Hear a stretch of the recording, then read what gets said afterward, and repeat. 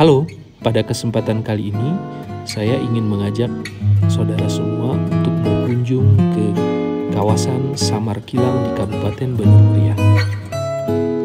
Konon menurut cerita, Samar Kilang merupakan salah satu awal peradaban dan di sini juga dimakamkan salah satu putra Rejelinge yang bernama Bener Meriah atau yang kini menjadi nama Kabupaten Bener Meriah. Untuk bisa sampai ke pemukiman Samar Kilang dapat ditempuh dalam waktu sekitar 1-1,5 jam dari Pondok Baru dengan kondisi jalan yang sudah semakin baik setelah dilakukan pengaspalan dalam 3 tahun terakhir. Melewati kawasan hutan lindung yang berbatas dengan Kabupaten Aceh Utara. Dan inilah Samar Kilang.